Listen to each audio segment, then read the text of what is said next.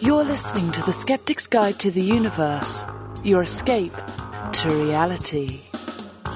Hello and welcome to the Skeptic's Guide to the Universe. Today is Wednesday, November 22nd, 2023, and this is your host, Stephen Novella. Joining me this week are Bob Novella. Hey, everybody. Cara Santa Maria. Howdy. Jay Novella. Hey, guys. And Evan Bernstein. Good evening, everyone. So this is our Thanksgiving episode. We're recording the day before Thanksgiving, but it won't come out until a couple of days after Thanksgiving. So when you're hearing this, we will have had our Thanksgiving in podcasting time. What's everybody doing? As usual, I'm in Colorado with my, my wife's family out here, and we've been cooking for 2 days. And I'm telling you what, I've eaten more in the last 2 days than I have in the last 2 weeks. Yeah. Shocker. And this is just the prep for the big meals. It's a warm up, man. That's right. Wow. Getting ready. It's like a competition. Food eater? They have to get themselves. It takes weeks to build it up to the time of competition. Have you guys ever eaten so much Thanksgiving that you couldn't move? No.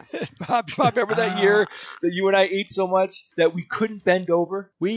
Jay and I, not just bend over, Jay and I couldn't sit. We couldn't sit. Wow. We had to stretch out because sitting was bending too much. It was historic. Yeah, right. That was pretty serious eat right there, man. Wow. This year, Liz and I are having our first Thanksgiving at the house, at the homestead. Nice. And Steve and Joss and the daughter Autumn is coming. We're very excited. And Liz invited her parents, but her mom got COVID. Oh, no. So that's not happening. This year, it's cool because this is the first time ever that my house is now decorated for Christmas, Thanksgiving, and Halloween at the same time. Oh, my God, Bob. Oh, my gosh, a new milestone. It's so exciting. So I had to take down, of course, 90% of the Halloween decorations. What? That happened, of Blasphemy. course. Which still leaves behind more Halloween decorations than most people have. Most people own. Yeah. True. Yeah. So the TV room is Christmas. It's looking real good. It's going to look even better once I do some more work tomorrow. Well, with Christmas coming in. Then the dining room is Thanksgiving-ish. It's got definitely no Christmas in there. It's Thanksgiving. And then the library it's Halloween, but it's Christmas Halloween. So I just left it up because that's how I had it decorated for Halloween. And it's got, it's got a Christmas tree. It's got, it's all creepy decorations and everything. It looks great. So I was like, hey, I'm going to leave it up there. So it's 3 holidays, 1 house, and I love it. I am up in the Pacific Northwest. I came up to Oregon, drove up here a couple weeks ago in my camper. Camped on the way up. Mm-hmm. Yeah, how's that going? Cool. How'd that go? It's amazing. Tell me about your camper. It's been so fun. It's been super cold ever since I got it, so I've only really winter camped. But it's been lovely, and I'm actually doing even more work on it while I'm here. I'm putting some roof rack bars and a solar tray, so it'll be solar ready, which means my panel on the roof will feed energy into my 1,000 kilowatt hour battery that is in the bed of my truck so that I can power my refrigerator and my lights and my heated blanket and anything else I need. Wow. Yeah, it's great. I have a question. Yes. When somebody is portable like that, how does one order things and have it get to them? Yeah, so lots of orders going to, as my friend calls it, her shipping and receiving station, which is their dining room table. Yeah, I've just been shipping things to my friends up here. I've got 2 very, very dear friends up here in Oregon, one of whom just had a baby. So lots of domestic things going on around here. And, so for Thanksgiving, it's going to be really fun. I've been invited to a friend's house, and there will be, I think they said 20 people. Whoa. So it's going to be a really big dinner. Big. Yeah. That's nice. And we're all contributing different things. I'm making my sweet potato casserole. Cara, the casserole you're going to make, are you going to use your solar-powered kilowatt generator to actually cook that up? I probably, if it was stovetop, I could, because I have a whole hookup for that too. But no, I would be using propane for that. But no, I don't have a camper oven. Just a stove, just like a burners and a jet boil. No, I will be making it in my best friend's kitchen. I'm going to be making the stuffing for Thanksgiving, which I've never made before, so we'll see how that goes. Good luck. What sort of bread? What sort of bread will be the base of the stuffing? Cornbread. What type of bread? Cornbread. A cornbread Really? stuffing's Yeah. so good. Is that Oh common? my gosh. Well, we'll see how it goes. Have you never had it, Bob? I probably did, but it just not ringing any bells. Oh, you're in for a treat. And Steve, don't You're not- make it well. Okay, Yeah. and I mean, it'll be- I could follow you'll a be the hero. recipe. It'll be fine. And you're not actually yeah. supposed to put stuffing in the bird while you cook it, right? No. no, No, because no, it's You have not to make good. stuffing No. separately. Yeah, it's not Otherwise, hygienic. It's a salmonella-ing. Yeah, it's basically an Right. incubator for Yes. bacteria. Yeah. Yeah. That was a thing. Remember that? Jeez. Oh boy, Why do they call it that's a stuffing? good point. Yeah. Yeah, It's like, what about you, Ev? You haven't given us your plans. Oh, I will be with family. I'll be with my wife Jennifer, her two sisters in town, and some other close relatives. Obviously, Rachel will be there too, and it'll be traditional Thanksgiving fare, which we love. Yeah, Who going doesn't? traditional. No typical novella family 3-course meal with starting with lasagna. You know, Right. back in the day, Oh, that's God, what I no. used to do. Back in That the was day, basically man. it was really 3 full meals. It was like 3-4 days worth of calories. In one Oh, my day. gosh. It was crazy. nuts, man. We got to the point where we just started taking like a 3-hour break between courses. Like, how do you 'cause go each from course is a full lasagna meal. 3-hour break between to all their courses. Yeah, how do you- classic let's cut turkey the- stuff? Have a lasagna Let's as a cut the shit starter. here. We were never hungry after the first course. You just Oh my you just gosh, are you eat. kidding? You just eat. You're sitting there. Yeah. You're eating. You know what I mean? All right, well, let's move on with the show. Kara, you're going to start us off with what's the word? Actually, this is a pretty great what's the word, given that we're talking about stretching one's stomach full of food. So this word was recommended by Casey Soska, listener Casey from Pittsburgh. Hi, Kara. My wife and I were talking about the weird little bumpy ridges our dog has on her lips and realized not only did we not know what they're for, but what they're called. We found that they're called rugae or rugal folds, and they help when gripping and manipulating food, but apparently rugae are in many parts of the body. Thought it might be interesting to see what the root is and if the term is used elsewhere. So, you heard me. I don't do this enough. I'm going to spell it. So the singular of this word is ruga, R-U-G-A, and the plural is rugae or rugae. You'll sometimes even hear people pronounce it rugae or rugae.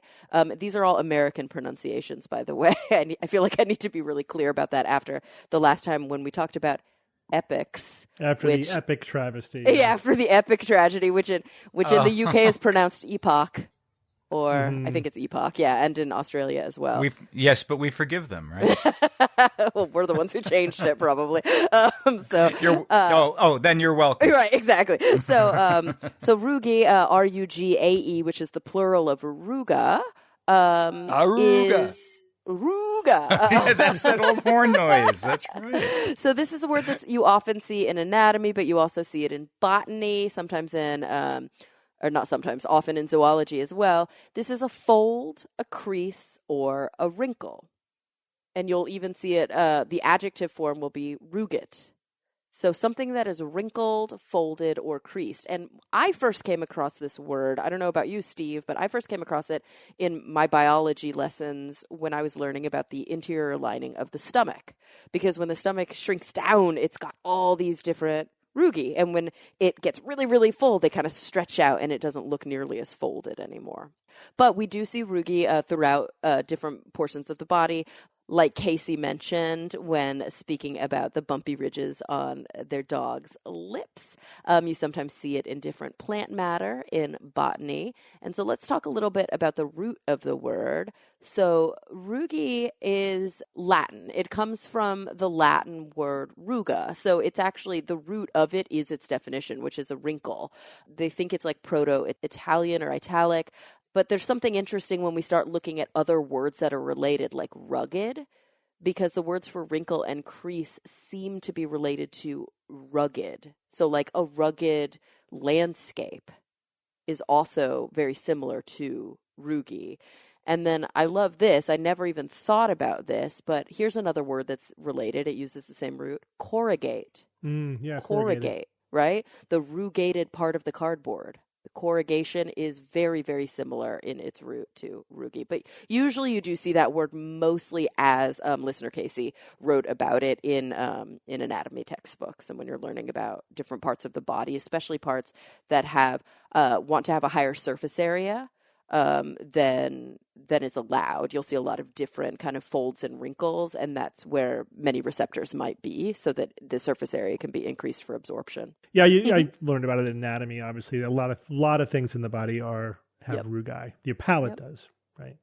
Yeah, the true. roof of your mouth. All right, thanks, Kara. Jay, tell us about 3D printing soft robots. I've been waiting for this.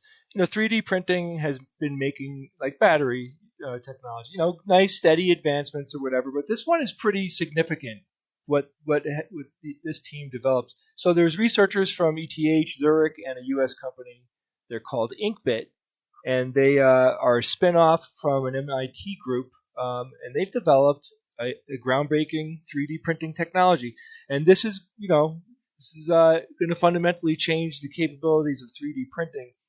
I haven't seen the printer. I tried to find what it looks like, but the bottom line is that the real thing here is the engineering and what they were capable of achieving with the materials that they're using. So 3D printers today, they're limited. Most of them, if you're not using a resin printer, you're using a certain kind of plastic, and it's a fast curing plastic, which means that it's the head of the printer basically softens it, puts it into position, and then it hardens pretty quickly. It's called the fast curing plastic. Now, the team's approach that they came to was that they wanted to accommodate slow curing polymers, and this is a big difference because the slow curing polymers take more time. They're much trickier material to work with, and I guess historically people just couldn't really get there. So what they were able to do, at its core, they were able to increase the number of usable materials, different types of plastics and polymers that their 3D printer can use compared to traditional 3D printers. So the slow curing plastics have superior elastic properties, and of course this enhances the durability, enhances the strength of the printed objects, and they can also, and this is probably the most important part, is that they can bend and go back to their original position, which if you've used a standard 3D printer, with the basic plastics that you get for that, like they're super rigid. Like there's no flexibility there, which means that they don't move. They really shouldn't be moved, right? Because they'll tear apart. This technology that they came up with, it enables a seamless 3D printing of intricate and resilient robots using a variety of like their high quality materials, that all these different types of materials that they've come up with in a single operation, meaning that their print head can print multiple polymers and plastics that have different temperatures and, of course, that would have a different curing time. They can print them at the same time. So one of the standouts is the team accomplished the creation of a robotic hand. The hand has bones, ligaments, tendons, and they're all crafted, like I said, from different polymers in one single printing session. Anyone that's used a 3D printer knows that this is pretty significant. The team was able to do this with fast-curing polyacrylites. These are traditionally employed in 3D printing. And they shifted to using slow-curing thiolene polymers, known for they're basically exceptionally elastic and their rapid return to their original state, or position that they were after bending. That's a big deal. The flexibility of thiolene polymers also allows the researchers to fine-tune things like stiffness and printing each part of the robot to its specific needs. Now, this is a soft robot. They're considering this to be, in the category of soft robots, and these types of robots have advantages over traditional metal robots, right?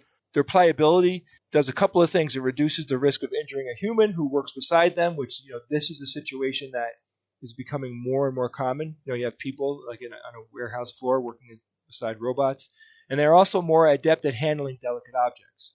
And that's another big thing to consider. Think about a company like Amazon who wants a pack and pick robot to go in and pick up all sorts of different objects. They want a robot that can pick up anything that a human hand can pick up, and this is a significant step closer in that direction. The researchers also use a 3D laser scanner, and this is really cool because this inspects each printed layer for surface irregularities in real time. And the reason why this is important is it gives the printer dynamic feedback, and it adjusts the amount of material that's being printed as it's going. And it's compensating on the fly for any irregularities. Again, if you've done any 3D printing, irregularities, like you don't even know what's going on the inside of your print job unless you're going to stand there. Some print jobs that Ian and I did took a day, days, whatever. They could take so long. Like you're not. So having the laser be able to inspect the print job and give feedback instantly to basically the head of the printer, which is doing all the heavy lifting to make a fix immediately, is huge. It's just a huge advancement. Typical 3D printers are error prone. They have unexpected results, and this solves that problem.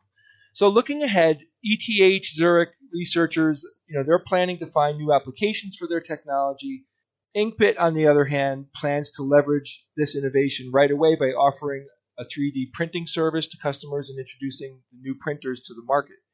Now, this is a big deal, and it's going to significantly upgrade 3D printing products and parts that are going to be available to all of us. Right now, there's a lot of 3D printing going on out there and a lot of custom parts being made with 3D printers. We use 3D printers for prototyping. We use 3D printers to make props for movies and all. The applications are getting to the point now with the technology that we have today. It's huge, but this advancement actually is going to bring a lot of nuance to 3D printing. Like I said, they're printing a robot arm in one piece, and it's made out of different materials, and it functions. That's a breakthrough. Yeah, and I wonder, you would think that this technology could also be applied to prosthetics, printing a prosthetic. Right. Yeah, because those arm. all have to be custom. Yeah. Yeah.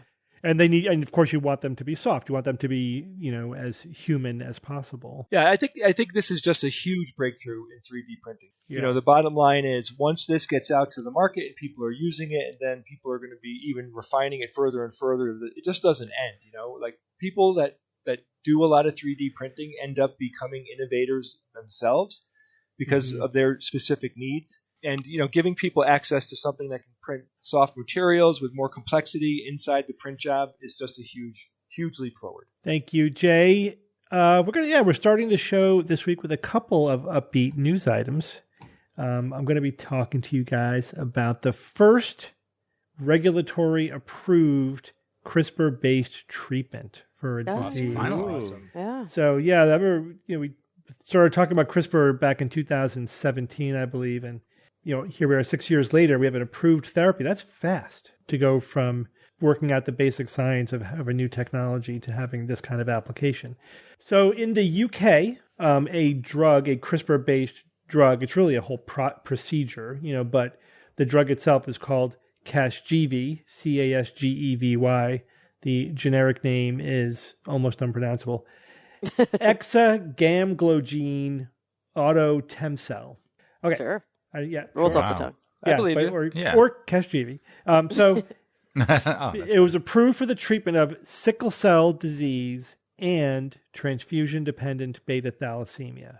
So you guys, just to give you a quick background on this, sickle cell is a harmful mutation of the hemoglobin gene that causes a conformational change in the red blood cell. So the red blood cells, instead of being round, like discus-shaped and flexible, become sickle-shaped and rigid. And those abnormal or sickle-shaped red blood cells tend to clog up the capillaries, which impairs blood flow, and then the tissue gets, ischemic, and it's extremely painful. Patients with sickle cell disease get the sickle cell crisis, and that can be extremely painful and cause tissue damage.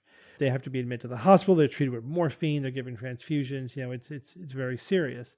And then there's beta thalassemia. So these are also hemoglobin genetic mutation-based diseases. So the hemoglobin has 4 components, 2 alpha and 2 beta.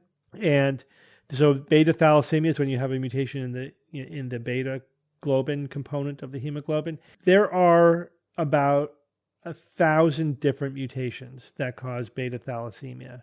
Oh, wow. Yeah, so it's a very, very heterogeneous set of mutations, but basically anything that degrades the beta globin component of the hemoglobin. And it could be anything from asymptomatic to what we call transfusion dependent. These are people who need to get blood transfusions every 2 to 3 weeks to stay alive, because their blood does not carry oxygen, and so they need constantly replenish their red blood cells. The treatment is approved for transfusion-dependent beta thalassemia. So any beta thalassemia that's bad enough that you need to treat it with transfusions. Now, at this point, you might be asking yourself, how can one drug, one CRISPR drug, treat two different diseases, one of which has thousands of mutations? So what do you think the CRISPR-based treatment is doing? Think about that for a minute. Something about the oxygen. Think about that for a minute. Let me remind everybody what CRISPR is. This is clustered, regularly interspaced short palindromic repeats. It is a mechanism that was derived from bacteria. Essentially, it is being used to target you can basically attach to it a sequence of RNA, and then it will basically find the matching sequence, right, in DNA.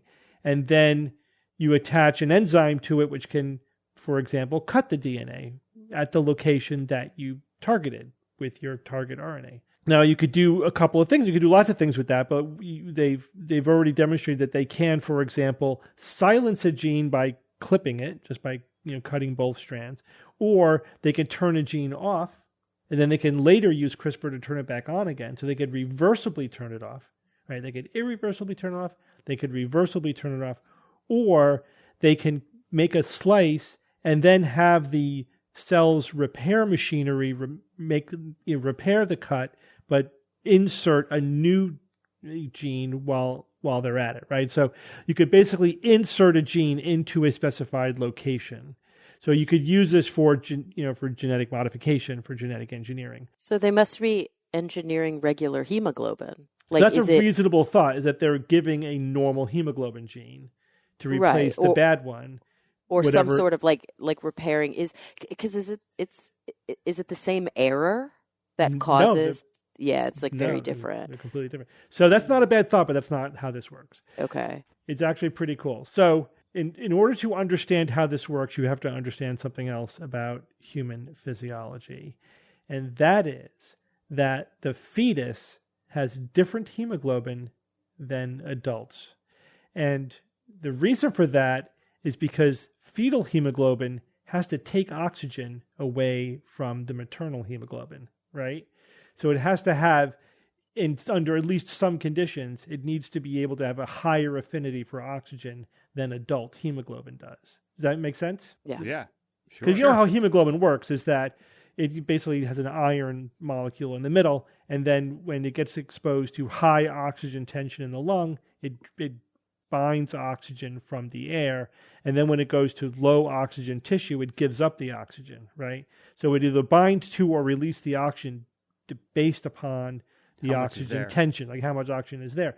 So the fetal hemoglobin has to be able to steal the oxygen away from the maternal hemoglobin and then still give it up to the fetus's tissues. Right. So like a higher affinity. Right. And so we make fetal hemoglobin when we're a fetus, and then it dominates until we're about 6 months old, right? And then after 6 months old, we stop making fetal hemoglobin, we start making adult hemoglobin.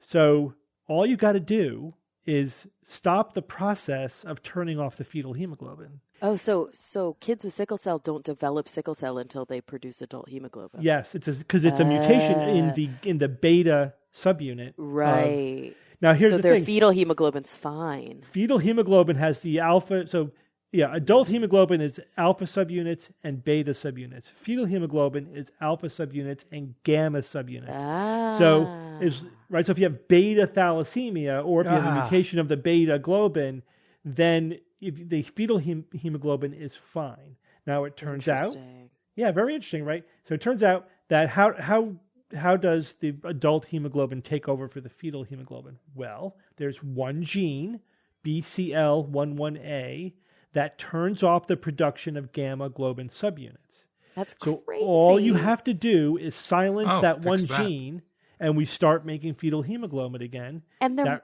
must be people out there for whom, I feel like anytime there's a single gene doing something, somebody out there already has a mutation. Yeah. So, there must be people walking amongst us who just still are using their fetal hemoglobin, no problem. Yeah, right. That's fascinating. But don't you see the problem with this? What? Can't they just go up to people and steal their oxygen? Come on, people. Think about it. They'd have to Steve's hook up their superpower. blood vessels to your blood vessels. Yeah, so what? Yeah, you need to connect belly buttons somehow. Yeah, but like over Bluetooth or something, you know? Steve, the end result is, though, this literally fixes the problem. Yes. Yeah. So, Oh my God, a lifetime. the clinical trials that were used as a basis for the approval. So in a clinical trial with sickle cell patients, 28 of 29 subjects who were treated were free of sickle cell crisis episodes for at least a year.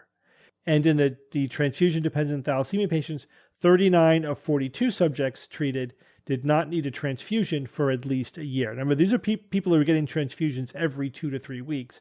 They were able to go more than a year without needing a transfusion. So it didn't work in 100%. We could ask, why that, one patient out of 29, or was it 3 patients out of 42? Why didn't it work? Because the CRISPR, I guess, didn't Right, is it an uptake problem? didn't affect enough of the cells. So, But maybe this is more doses. This or is how more this treatment refined. works. Well, let me tell you something. This is how the treatment works. So you take bone marrow out of the patient, right?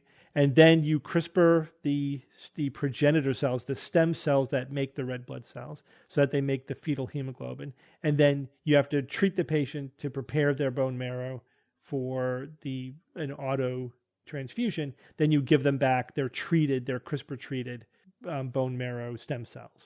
So the whole process has to work. You have to be able to change enough of the stem cells that you took out, and enough of them have to survive and take up shop in the new bone marrow that you give back to the patient. So I guess for some of them, they're not making enough of the fetal hemoglobin to prevent the the negative clinical outcomes.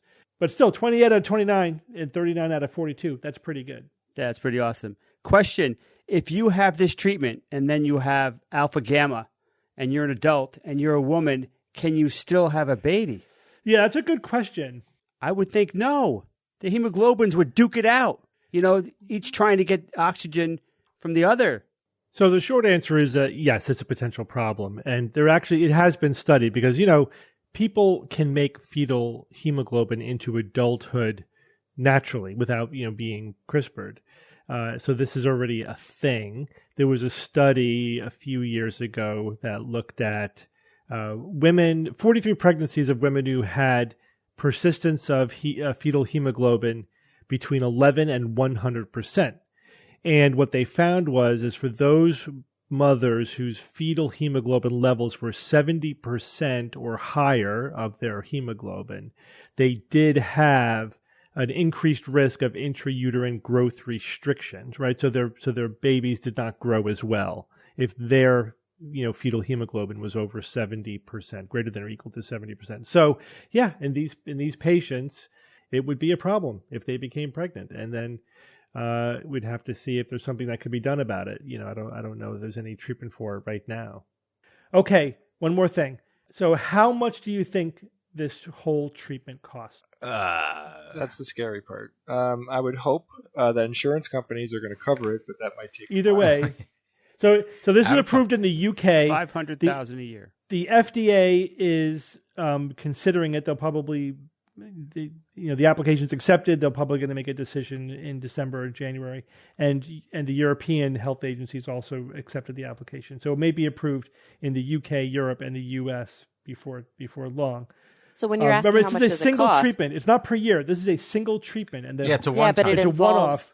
It involves bone marrow transplant. Yeah, bone marrow transplant. Yeah, Oh, and wow. bone marrow patients are in the hospital for a while. Once you're done with the whole thing, And it hurts. then you lot. might be good for your life. You know what I mean? That could be it. I'm going to It guess could be- $50,000. $50,000. So in the UK, the estimated cost is £1.5 million. Yeah. In the US, the estimated cost is $2 million. But here's the thing. There was a study that looked at the cost effectiveness of the treatment, and they found that the treatment would be cost effective, meaning that it would save more money than it would cost in healthcare dollars. This is not even including quality of life or anything else, just healthcare dollars. It would be cost effective at a treatment cost of 1.5 million pounds or $1.9 million. Yeah. That's because, as Kara said, getting hospitalized for sickle cell crisis is damn expensive. Yeah, and it can happen a lot. And That's right. You land in the hospital when it happens. Yeah. Right. Yeah, so even though the sticker price is shocking, it's like $2 million, but it's actually cost effective because it costs more than that to treat somebody over the course of their lifetime for sickle cell disease, or to get transfusions every 3 weeks for life, is expensive. So the younger you are, the more willing they would be to foot the bill? I hope not. Yeah, I hope that would be ageism, but it's still cost effective. The younger you are, the more quality of life you'll probably get. If you were to. And then that's not even including the quality of life. But sickle cell is something. I mean, this is a genetic problem. It's something that happens from the time you develop hemoglobin, right?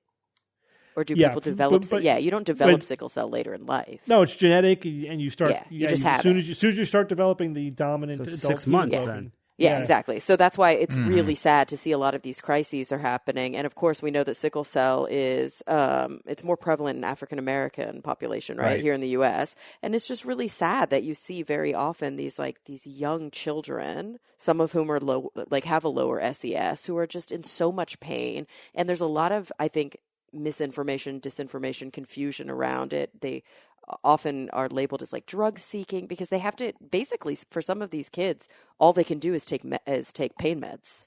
Mm-hmm. They go in, they're monitored, and they just have to put them on pain meds so that they can get through the crisis. Well, you say pain meds. Time of that? It's opiates. They need. It's morphine. opiates. It's specifically opiates. Yeah. So then there becomes this whole fear around addiction, or is this kid drug seeking? Yeah, I've cared for a lot of sickle cell patients in the hospital, and they're in a lot of pain. Yeah. it is. These crises are brutal. Yeah, they're brutal. But so these treatments could make a massive difference in the lives of a lot of people. Oh boy, could it ever? Yeah. And then hopefully, assuming the drugs get approved everywhere, the UK, the US, and Europe, this will fund, further research, hopefully bring the cost down, subsidize it, hopefully for less wealthy nations. There are 20 million people in the world living with sickle cell disease. And it's a lot of people. For beta thalassemia, it's not as many. It's about 100,000 in the U.S., 15,000 in the UK. For sickle cell, and then for thalassemia, it's 100,000 people in the world, 1,200 in the U.S., 1,000 in the UK. That's a lot of people. Worldwide, sure, yeah, it is. Yeah. So, but yay for CRISPR. So we're seeing a first approved treatment. Yes. And it's what a pretty great exciting. one. Like what an innovative and brilliant approach. The other thing one more thing to note about this is that when we've talked about this before, that, targeting the place, the location in the DNA and being able to do stuff there, like insert a gene, turn a gene off, silence a gene, et cetera, is great. But you have to get the CRISPR-Cas, whatever, to the right cells.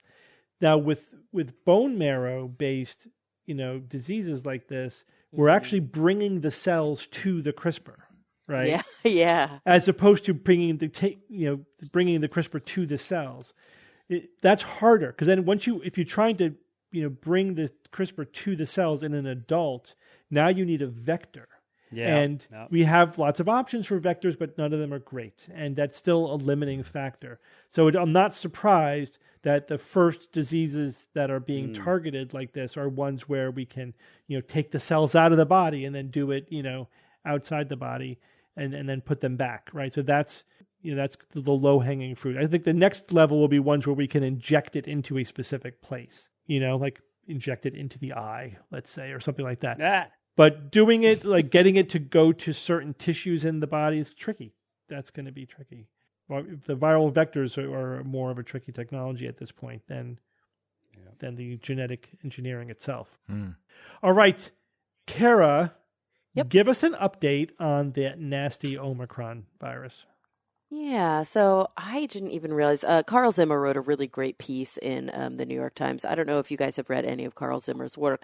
Oh, yeah. I believe, personally, that he's one of the greatest science writers of our time, has a lot of wonderful books. But he just wrote a kind of a longish form piece for the New York Times, kind of giving us an update on Omicron. And I guess I didn't really realize because, of course, all of our concept of time has been so distorted by COVID.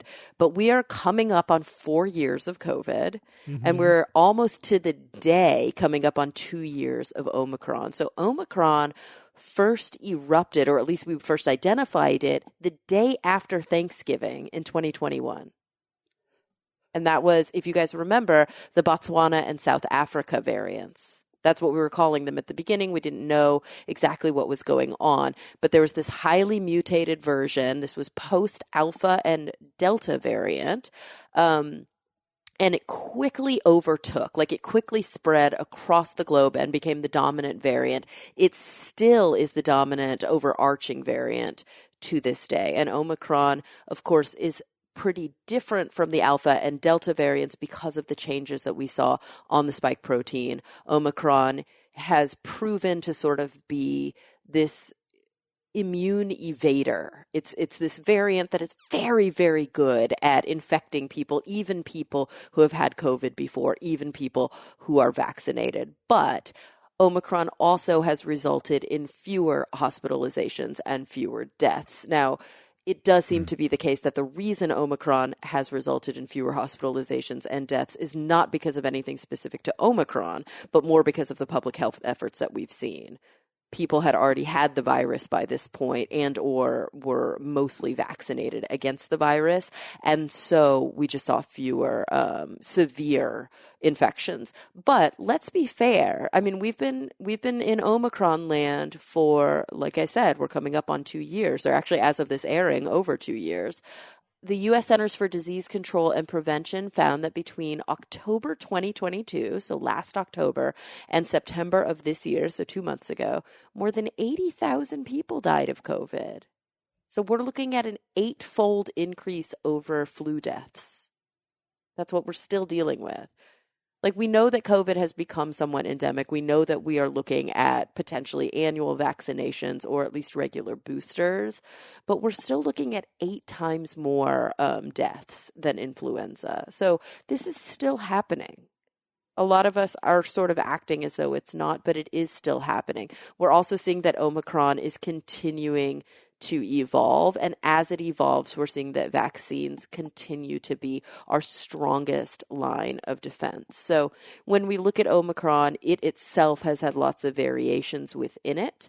Now we're looking at something called XBB.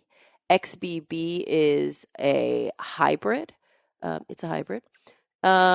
And that occurred when 2 different Omicrons wound up in the same cell. Here's something that's kind of interesting that I realized, or that I learned, and I guess it kind of makes sense, but I never thought about it before.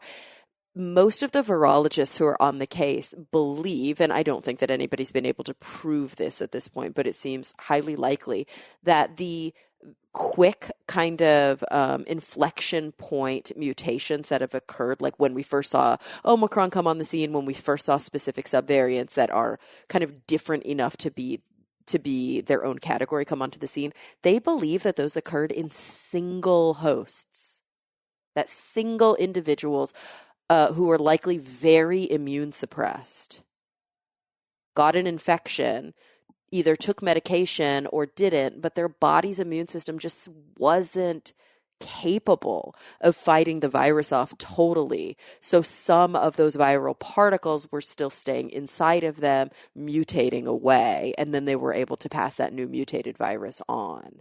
And so it is kind of interesting that, and this will be important for the second part of the story tonight, that immunosuppressed individuals are really up against it. And we have to remember that, because not only are they individuals who are more likely to be hospitalized, more likely to die from these infections, but they're also individuals that are more likely to be the kind of sources of mutations.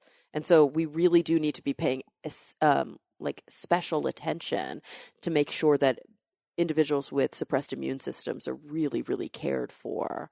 So I mentioned XBB, which was that hybrid, very, very infectious, even if you had been previously infected. It was dominant earlier this year.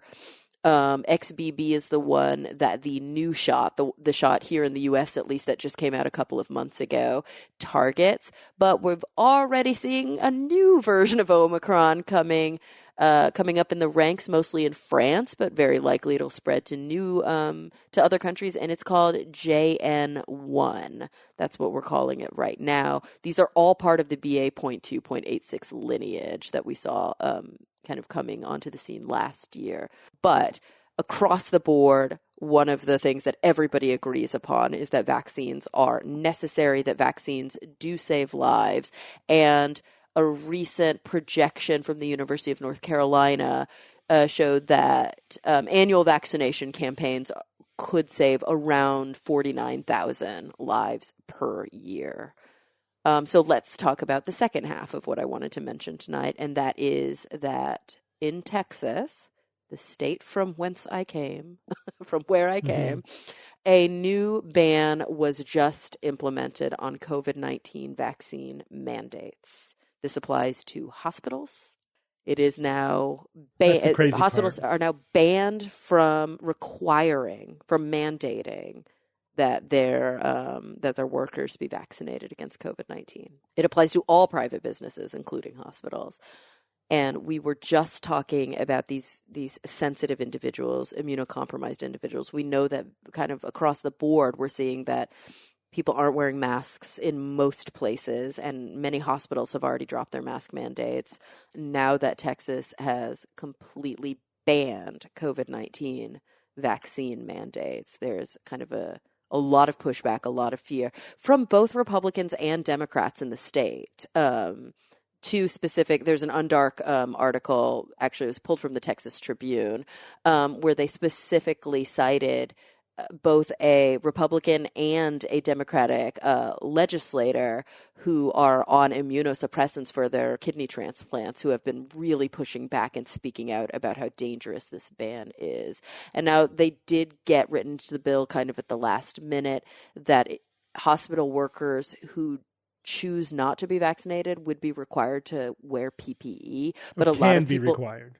Oh, can be. There you go. Yeah, they can be required. Hospitals so are allowed to require their employees who do not get vaccinated to wear PPE. Yeah. So in some cases, they won't be required, clearly. And in other cases, even if they are, people are really concerned that, that's hard to implement. Mm-hmm. How do you know? So yeah, this bill was just signed into law this past Friday, and a lot of people are really concerned, specifically about, transplant patients, cancer patients, individuals with underlying conditions, and whether or not this sets a precedent for other places to follow suit. It's completely inappropriate legislative overreach. Let hospitals make medical decisions, for themselves. They're telling a hospital can't make a medical decision about how to protect their own patients and employees. It's ridiculous. That they're literally not allowed to. It's a dumb decision because, hospitals are full of sick people, some of whom are very vulnerable to infection. And I mean, you're used to this, right? You and I both. Standard. Yeah, it's standard. We have to be vaccinated against COVID to show up to work. The badge has the little thing on it that says, I had my flu vaccine, I had my COVID vaccine. I am approved to come to work because of that. Yeah, so we are what's called a patient-facing employee, right? Mm-hmm. I interact with patients, and therefore I have a lot of requirements that I have to do. In order to make sure that I'm not going to be, or at least minimize the chance that I'm going to be a disease vector.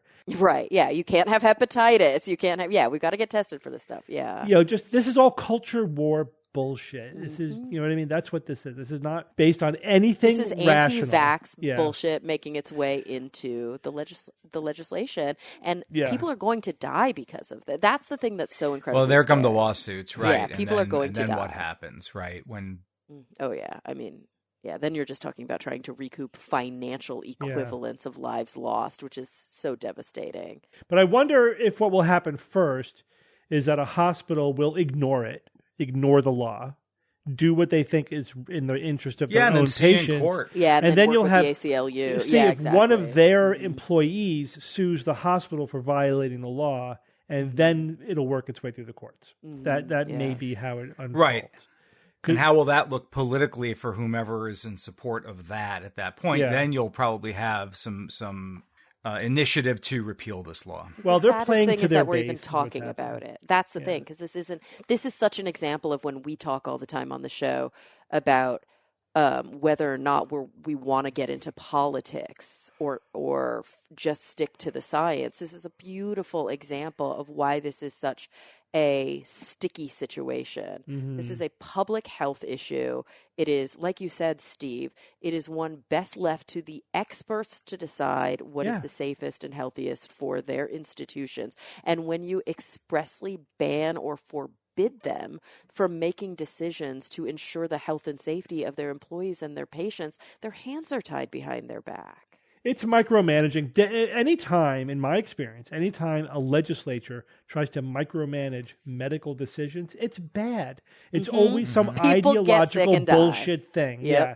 It's never like, because they don't, Yeah. think about a situation in which a legislature is going to know better than medical experts or like what's the It's like right trying thing to to make do. a law telling NASA how to build rockets. It's so ridiculous. It's so crazy. As opposed to just saying you have to be licensed, you have to be certified. That's fine.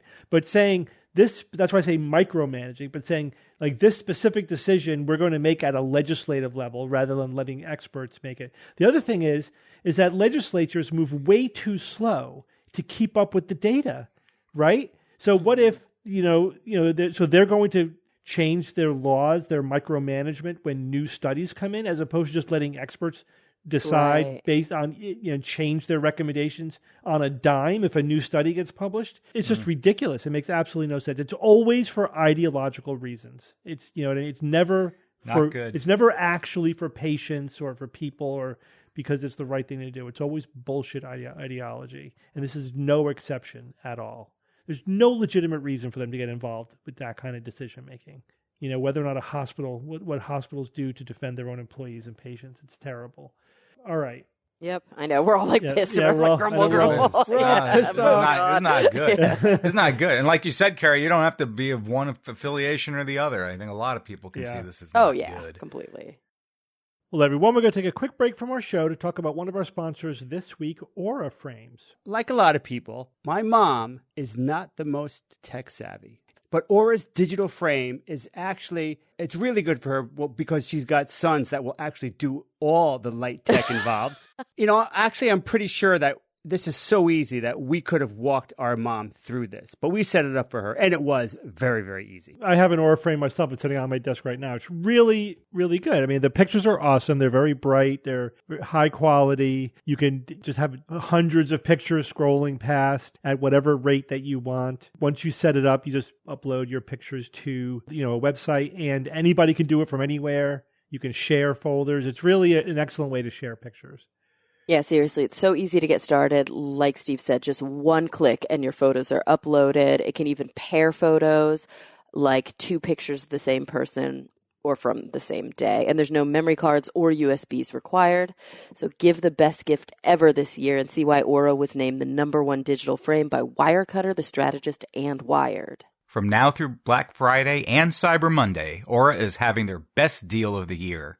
Listeners can save on the perfect gift by visiting auraframes.com/skeptics. That's AURA frames.com/skeptics. Use promo code skeptics to get $40 off their best-selling Carver matte frame. Terms and conditions apply. All right, guys, let's get back to the show. All right, Bob, tell us about the Lunar Library. This is cool. Ooh. Yeah. Ooh. I found out on the SGU subreddit recently from user mem_Somerville about the ARC Mission Foundation, which essentially wants to back up our civilization in case of a mega global disaster. It's a fascinating idea, and the tech they're using is even more interesting, in my opinion. The ARC Mission Foundation, it's a nonprofit organization, and they want to create many of these redundant repositories of human knowledge and seed them throughout Earth and the entirety of the solar system. Sure. Founded by Nova Spivak and Nick Slavin in 2015. So what do you think their inspiration was for this? 2001? 2012, the movie. No, Bob, whatchamacallit? Say it. Isaac Asimov's book series. Yes. Yep.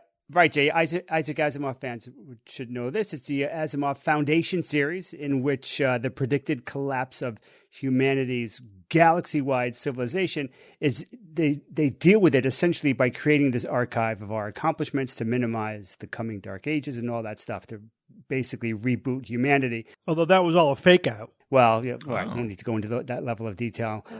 So on their website, they say, it's funny, their website is like, humanity, we have a problem.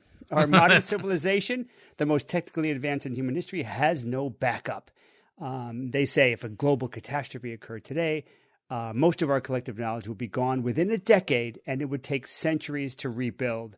So yeah, that's basically the line that they were talking about at the beginning of Foundation. They continue, we build and maintain ultra long-term data storage archives called ARC libraries. ARC libraries are the most durable records of human civilization ever built. Using new technologies, they preserve more knowledge for more time than anything ever created. So that's definitely the plan, and they seem to be well on their way to achieving at least some of that stuff. This is called the ARC Mission Billion Year Archive Initiative. It's a hell of an initiative. The first proof of concept for this is called the Foundation Library, and I bet many of you saw it launch in 2018. The location of this library, ARC, surprised me. I wasn't aware of it back then. I don't remember reading about it. Can you guess what I'm talking about? Where was this ARC library that everybody saw? Everybody saw that famous image. I'll give you a hint. It was in a glove compartment. All right, you punks. That red Tesla Roadster that went into space. Cool. Yeah. It's now orbiting the sun for the next, say, 30 million years. And there was actually one of those ARC libraries in the glove compartment. Yeah, but they lost the key, so. Yeah, they built this as the first library in space. And in this ARC, though, was a proof of concept. It basically contained one thing, or three things. Isaac Asimov's Foundation trilogy is in there. And it's claimed that this ARC could last for, get this, billions of years and still be readable. That's what the claim was. To me, that sounded like way too optimistic. I mean, backing up data that lasts for billions of years, like they said, like 14 billion years? I mean, what medium lasts that long? I have 8-year-old hard drives that have crapped the bed, and they're saying they're going to go 14 billion years. Well, I looked at the tech, and it is fascinating, and I wasn't able to spot any red flags. And I mean, I wouldn't be shocked if this really can last for hundreds of millions or billions of years. The claim was basically made by Peter Kazansky. He's a professor of optical electronics at the University of Southampton, and he got his PhD under the supervision of a Nobel laureate for the invention of the laser. So, yeah, he's got that would go on my resume. Yeah, my supervisor, yeah, he invented the laser, or one of the guys that developed the laser. So Kazansky brought this technology to its current state of the art. It was proved in 2010, but in the past few years, he's brought it to the current state of the art in terms of like speed and density and everything. And he created 5 discs, each one holding Asimov's trilogy. Now, this is these discs are considered actually the longest lasting storage objects ever created by humanity. And because, if it does last billions of years, and yeah, that would be true. It uses a technique called 5D laser optical data storage. If you Google that, you are going to come across many articles that call it essentially the Superman memory crystal. Remember Superman 2 with those crystals? I do. It kind of works so because this medium is essentially fused quartz. Which seems pretty similar to those Kryptonian memory crystals that Superman has in his Fortress of Solitude. So, but these non-fictional crystals will reportedly remain readable for up to 14 billion years, and they resist cosmic radiation, and they can withstand temperatures up to 1,000 degrees Celsius. The tech is really cool. They use a femtosecond. That was one of Kazansky's breakthroughs, a femtosecond laser to create these different layers of tiny nanoscale patterns in the quartz. That's kind of redundant, tiny nanoscale. So you've got these nanoscale patterns in the quartz created by this femtosecond laser. So they call it 5D storage because the information is encoded in 5 different dimensions. Now, they're not spatial dimensions. They're just 3 that we know of, right? Height, length, and width, plus orientation and position are considered dimensions of well in this context. So if you look at one of these disks, now imagine you've got this quartz, you're looking at it, and you're looking at it from a very specific angle and a very specific magnification, and then you would see an image or whatever, and you'll see a layer of data that's encoded. But if you look at a different angle or magnification, you would see a completely different set of data. So the result, as you could imagine, is that there's this amazing storage density. It's 10,000 times denser than Blu-ray optical discs, assuming anybody even remembers what the hell that is. It can hold 500 terabytes on one disk. That's a half a petabyte. So that's huge. One little disk, one little like CD-like disk holding a half a petabyte, big. That's pretty dense. And so if you want to actually see the solar system with massive data backups, this technique ticks two of the biggest boxes. It's super high density, and it will last a stupidly long time. Kazansky says this technology can secure the last evidence of our civilization. All we've learned will not be forgotten. Well, how do you read it? Well, that's a good question, Jay. That you need some tech. You need some tech to do it, and that segues nicely into my next section here. But I wanted to say before I do that is that there are, of course, more immediate applications for this tech, right? National archives, museums, libraries, private organizations. You don't need to like back up humanity and throw it into the solar system only. You could also use this for these things that will be incredibly important over the next 10, 20, 30, 40 years, and not 14 billion. So the next phase here was the LEO Arc library. LEO stands for Low Earth Orbit. They launched that in 2018. It's piggybacking on a satellite. It contains a copy of Wikipedia. But I'm going to jump to the next stage because this is taking a long time. The next stage is the Lunar Library, launched in 2019. So this was a lander from the Israel Aerospace Industries hosted this Lunar Arc, which contains lots of things like 30 million page library of books, data, images, all sorts of this scientific, historic, and cultural information. Wikipedia, of course, was there in English. And it also had a secret vault of content, including things like David Copperfield's magic secrets. That's right, Copperfield. His secrets revealed are on the moon. Whoa. They actually, yeah, so if you can get there, you could find out all his tricks. But there's a caveat. Unfortunately, to slow the lander's descent to the moon, the braking method that they had to employ was lithobraking. Now, lithobraking is short for lithospheric braking. Does anyone know what the lithosphere of a planet or moon is? It's essentially the ground. So lithobraking is just slamming a geeky, into the ground. Yes, it's just a geeky euphemism for crash landing.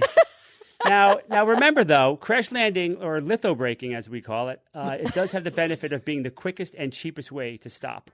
Oh yeah. So there is that. Yeah.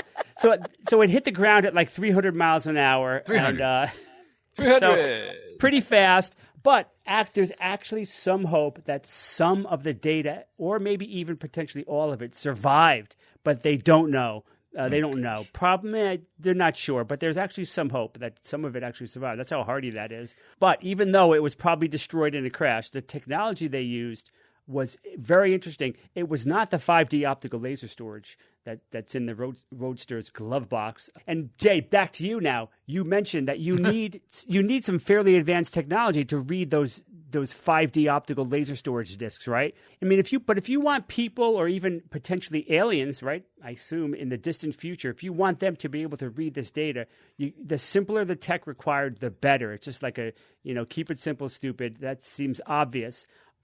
So that's why these people wanted to go with something, a storage technology that was more analog. And that's why they're using a nanofiche. Now, that should be ringing some bells with you Like microfiche? old guys out there. No, nanofiche. Remember looking at archived images of newspapers using microfiche? Absolutely. Remember in those buildings we called libraries? Remember those things? With card catalogs. Right? Yes. I remember we have a library in town. My families all have library. We have library cards. Oh, yeah. We're still there. Weirdos. So I remember looking at old magazines and old science magazines and newspapers using microfiche. It was really cool. Basically, really tiny images, direct images of the media that you were interested in, and then you had a machine and you read it. Well, now we have nanofiche, which is created by etching these super high resolution microscopic images on on 25 micron thin layers of nickel. So nickel is used in this case because it's an amazing material. It doesn't degrade, it doesn't oxidize, it can handle electromagnetic radiation, heat, cold, microbes, chemicals, and it could do all of that for many thousands of years. So it's an amazing material for this type of storage. And the data density is pretty amazing. Imagine if you have a nanofiche, and if it was as big as a letter, I guess 8.5 by 11, it could hold 300,000 analog photos, each one of them at 300 dpi. 300,000 fairly decent resolution photos on one 8.5 by 11 typical letter-sized piece of paper. That's the kind of size we're talking about. If the nanofiche contains just analog text and images, it could hold 1.2 million pages on one page. So it's extremely, extremely dense. It just essentially is shrinking it down. But it's not really encoded really in any way. Imagine the lunar library that now crashed and is probably in pieces on the moon. If you could look at that if you could put it back together and fix it, what you would see is you'd see these 25 layers. The first 4 layers is all tells you everything you need to know about how to go farther, how to decode and do things to the 21 layers below that has all the information that you want. It has the Wikipedia, it has the classic literature on it, thousands and thousands of books of classic literature. David Copperfield's magic tricks are all on those lower 21 layers, and the top 4 layers will tell you it's got like 60,000 high-res images. It has book pages, language instructions, and the keys to decoding everything else below it. So that's what it had. It's not as dense as the 5D technique, but all you need to do, Jay, to read this is 100 magnification microscope to see it, 100 times. That's it. You don't need a fancy electron microscope for this. This can be done with optical microscopes, and optical microscopes were invented, 1590. So that's more ideal. It's not as hardy as the 5D optical storage. It's not going to last for billions of years, but it's very easy. I mean, any of us could put together a device from scratch that could read this. Whereas if you wanted to read that 5D optical stuff, forget it. You need specialized equipment to do that and the know-how to actually use it. So that's kind of where we are. So after the crash, they're going to go back to the moon for a second try in 2024. And of course, what they're going to bring to the moon in 2024 is even bigger and better than what they tried and that crashed. There's 60 million pages instead of 30 million. There's an internet archive. There's linguistic keys to 5,000 languages. There's archives of music. It's an amazing repository at this point, and they're really just getting started with this. But it's really a huge amount of information. Is it even possible to measure how complete it is? You'd have to define what complete is. Yeah, right. What does complete mean? What percentage of all of the I don't things know that anything's does it ever have? complete. Yeah. If you take categories, right? All the world's music, all the world's literature, all the world's art, all the world's technology, engineering, and all these categories, Wow, that changes every second. You would need something at the range of 175 zettabytes. So that's the amount of data created, captured, copied, and consumed in the world by 2025. That's the estimate for 2025. So it would be, I would think, something in the range of zettabytes. And hey, man, that's a hell of a project. It's beyond reason, I think, to try to archive all of that. I think you'd have to pick and choose. What would be the most important stuff? Charlie bit my finger. I'm sure, we don't need to we don't need to back up everybody's email, and that kind of stuff. But yeah, it's a lot, and we're just scratching the surface at this point. What we need to do is put them all into like a big black obelisk and bury that on the moon. Ah, yes, interesting. Yeah. I like this. Yeah. All right. Thanks, Bob. Mr. Clark. All right, Jay, it's Who's That Noisy time. All right, guys. Last week I played this noisy.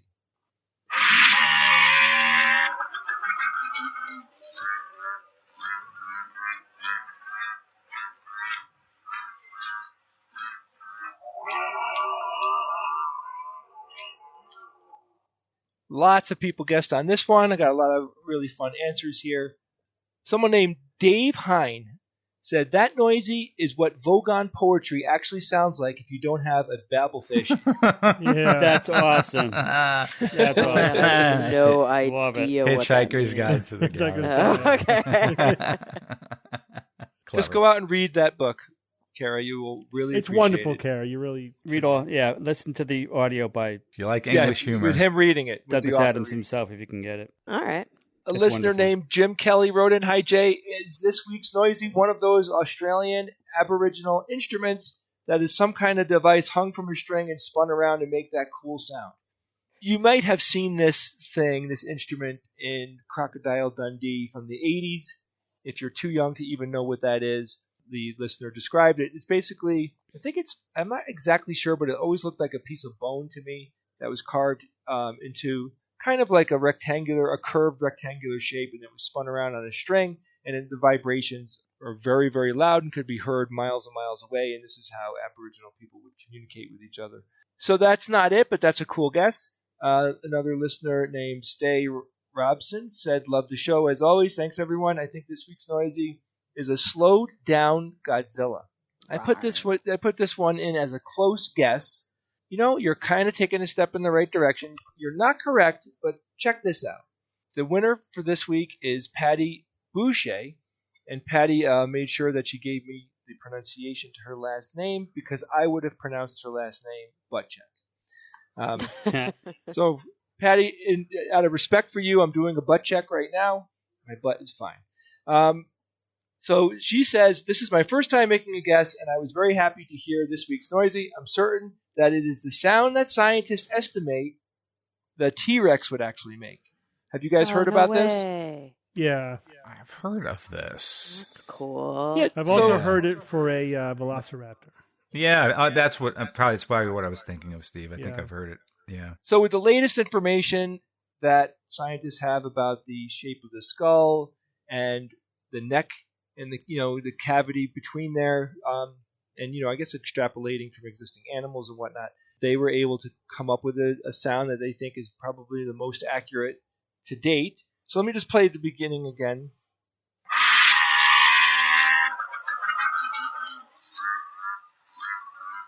Yeah, imagine how scary that would be to be face to face with a T-Rex. Forget it, man. I still get scared when I watch Jurassic Park. That's how scary that is. And I know the whole Great thing is movie. fake. It's fantastic. Yeah, it's a great one of those like perfect movies. Mm-hmm. So good job, everybody. I had a lot of fun reading everybody's guesses this week. And again, I always say this, but it's always amazing to see how many different things people think a sound is. And people have different lives and different perspectives and have heard different things. So they say vastly different things.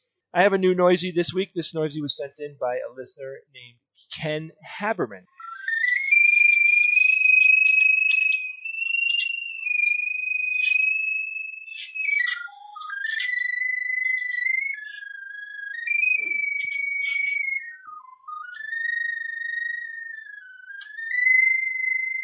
Okay.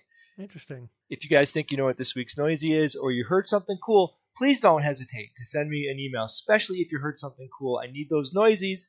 You can send them in to WTN@theskepticsguide.org. Thank you, Jay. This episode is brought to you by Dragon Ball Legends, the ultimate Dragon Ball experience on your mobile device. Dragon Ball Legends features action-packed anime action RPG gameplay with Goku, Vegeta, Trunks, and all your favorite Dragon Ball characters. Summon your favorite characters from popular Dragon Ball anime series, such as Dragon Ball Z and Dragon Ball GT to Dragon Ball Super. Fight in real time against friendly or rival Dragon Ball players from across the globe in live PvP battles. Enter ratings matches with your favorite Dragon Ball characters and earn rating points and rewards. Unite with friends to defeat powerful foes in co-op. Dragon Ball Legends features the best anime fighting scenes on your mobile device. And now, Legends Festival is on, so you can get up to 300 free summon tickets. Are you ready? Download Dragon Ball Legends today. Available for free on both iOS and Android devices. Couple of emails. First one comes from Brent. Brent writes, listening to the segment about the poll about trust in science and scientists decreasing, I was thinking about some reasons about why I have reservations in saying that I trust scientists. We as a society have definitely been improved by science and technological breakthroughs, but science is much more than the good things that help us. Scientists created the atom bomb that can destroy the world many times over. Scientists feed into the military-industrial complex by creating and refining weapons meant to murder more and more people in one stroke. Gain-of-function research is still being done in China with U.S. funding. Artificial intelligence has been created and is being used in more nefarious ways than originally thought possible. I think it's fair to look down upon those that do not wholeheartedly trust scientists with so many examples of harm in our history, even very recent examples. So what do you guys think about that line of argument? Because I get that a lot. You know, when I wrote about this on my blog, a lot of people made the same point. It's like it's hard to be, you know, enthusiastic for scientists when science and technology has created basically a lot of modern horrors as well. Do you think that that's a reasonable or a valid line of argument? Like, I would never say that an individual who suffered the horrors of the Tuskegee experiment and who no longer trusts medical professionals is invalid. Yeah, that's not what I'm saying. I'm saying, do you think it's valid? Do you think it's legitimate to say, to blame science or to blame scientists for these kind of uses of science and technology? I guess is what I'm saying. Synecdoche. I mean, I don't think that it's legitimate to do it or not do it. I don't like the framing, I guess. That's the part that I struggle with. I think that it is personally, this is me coming from a psychology perspective, I think that it is unreasonable to expect that individuals wouldn't have those cognitive biases. Mm-hmm. That yes, the very people that are developing technologies, or sometimes the very people that are carrying them out, because very often scientists are in positions of governmental power, or they're on boards where decisions are being made, or regulatory boards or whatever. They are very often scientists. Like, just science and scientists aren't one thing. Yeah. No, I agree. You have to. I think we need to separate out science from, like, scientists from technology. I think those are all different things. Yeah. You know, like you could have technological development that is not really scientific advance. It's just using our current knowledge in a different way. I don't know. Like, if people say, like, "Oh, I don't trust scientists because they made the atom bomb," you know, or whatever. Like, I don't find that line of argument particularly compelling. I tend to look at it as science is a tool, you know, and yes, people suck, right? People can use tools for good things, or they can use them for bad things. Same with governments. Yes, it's not the problem. Scientists are people. Yeah, so that's why I'm talking now about science. So if you because I do think people also conflate those two things as well. Like, I don't trust science, you know, because of the way that it gets used. That would be like, you know, blaming a hammer because somebody used it to kill somebody, you know. No, but I think do you think that would be like blaming a hammer, or do you think that would be somebody saying, "I am afraid of hammers," or "I think that we should be cautious around hammers"? Distrustful. And I do think that is somewhat valid, right? It's one thing to blame the hammer and say the hammer is responsible for all these ills. It's another thing to say we should approach that hammer with reverence and respect and caution. And I do think that's valid. And I think the reason that I sort of relate to this, but I think it's more nuanced, is that there are actually plenty of examples in which the logical positivist perspective, or even the extreme, might I say, skeptical perspective, is one that views science as pure. You know, like that science is unfettered and science is apolitical and science is not influenced by human endeavor, and that once we can approach pure science, it's noble and good. And that's bullshit. Well, I think that's a bit of a science. straw man. Like, I don't know of anybody who thinks that. I hear that rhetoric a lot at skeptic conventions. I don't know. And then it worries me. Even going back to Carl Sagan, I mean, you know, no one. Yeah, but Sagan was such a humanist. Like, he imbued science with such humanism. And there are people who think that those things are separate.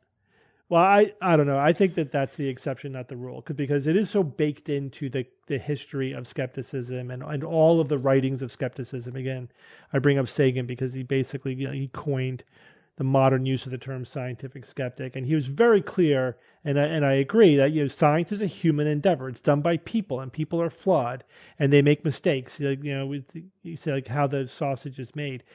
If you strip away, like, the philosophy of science, sure, you could say, like, this philosophy of science is internally valid and it's the best approach to human knowledge.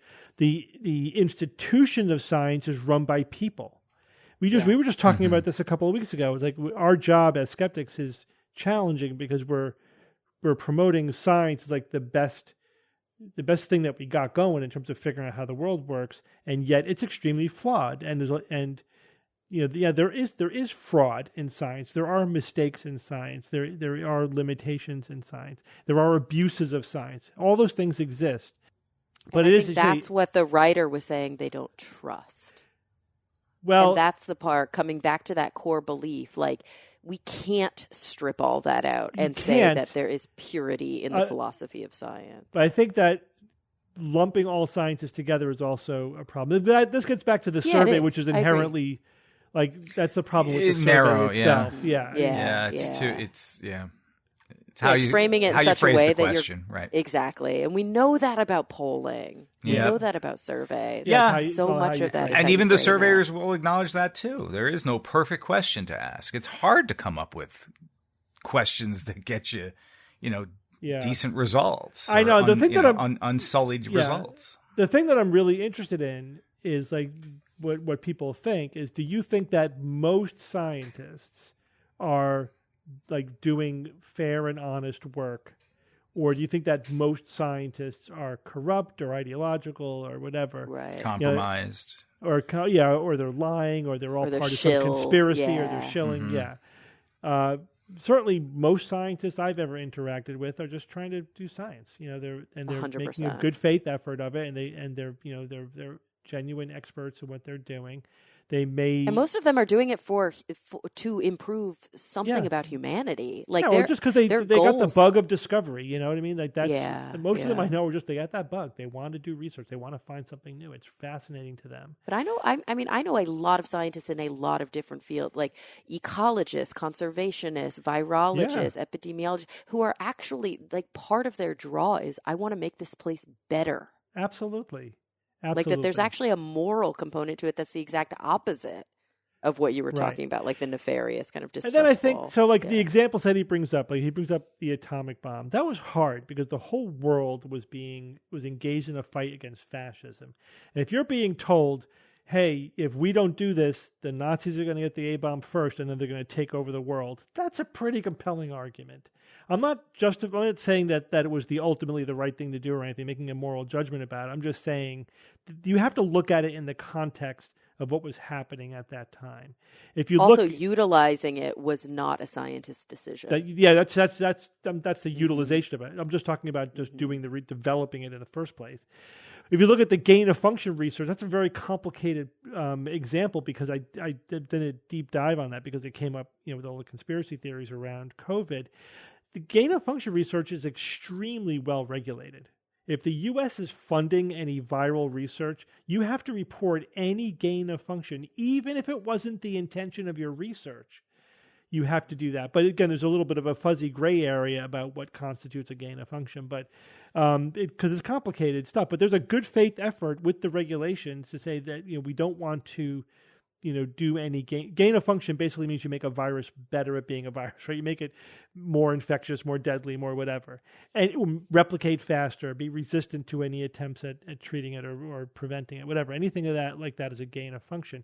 The reason why you would do that is because you want to understand how that virus might behave so you could better fight it. Yeah, it's the same reason that we have stockpiles of anthrax. Yeah. You know what I mean? Like we need to know these things so that when they become an issue, it's not research into weaponizing viruses. It's research into understanding how to fight viruses better. Now that doesn't mean that there isn't some secret lab somewhere researching how to weaponize viruses, and you could say that those scientists what they're doing is unethical, or they should, not sell out, to that. But then again, they're probably also being sold on patriotic ideas of you need to do this for to protect ourselves or whatever. But it's very, very complicated. No one survey is going to capture all of this or all of this nuance. No way. Nah. Yeah. But I do think question survey. Yeah. Yeah. The reality is, again, most scientists, they're people. They most people think that they're good people, and they're what they're doing, I think, is honest and et cetera. All these examples are kind of on the fringe. And saying that, like, you don't trust scientists in general, you don't trust science in general because of, these examples that you can pull out of history, I think is problematic. Let me just say well, that. and it's basically saying I don't trust people. And if you want to say that, I feel like we can have that conversation because I think the one place I disagree with you in that summary is that I don't think these examples are necessarily on the fringe. I think that some of them are actually mainstream historical examples, but they aren't specific to science. Yeah. And that's the frustrating part. When I look at the most atrocious things that have happened in my field of psychological science, eugenics, race science, right? Sexism in science, horrible treatment of women and ethnic minorities and LGBTQI individuals, and normalization of kind of eugenic ideas. This was not like, oh, only the scientists are doing that and they're leading the cause. This was a microcosm of the beliefs of the people at the time.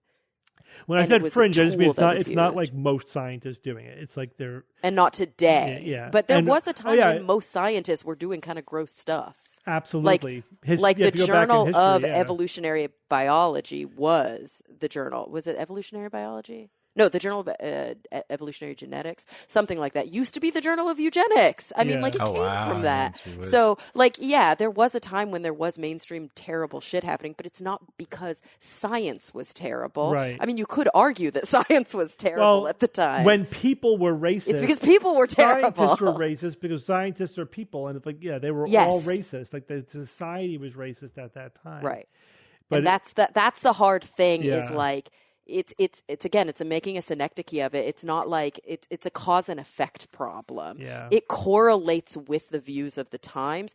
And sadly, there may have been times where the scientific communities were more out in front about certain things. But I would argue that at least, maybe this isn't valid, I don't know. At least I can say in my field, which is psychological science, that lately the scientific community is like more on the bleeding edge of social justice. Like they're trying to actually go against that tide. Yeah. All right. Quickly, the second question. This comes from Olivia from Virginia, and she writes, "Hey, just recently started listening to your podcast about a year ago, and this past podcast has something that made me think. I'm 21 years old, so my childhood was during the late 2000s and early 2010s. When everyone said that there wasn't a defined clothing trend for this decade, it got me thinking. I believe that the generational difference is definitely there because there was most certainly a trend for the 2010s. A few examples for women's clothing are statement necklaces, chevron pattern, tall Ugg boots, etc. I just think that it would be worth looking up what some of the style trends are to hopefully see that we do have a defined style for the 2010s. So, Kara, you missed the discussion. I really wish you were there because it was, as a lot of people pointed out, it's a bunch of old guys talking about fashion and stuff. I mean, I'm getting up there now, too. I'm in my 40s. So, like, the 2010s, I was...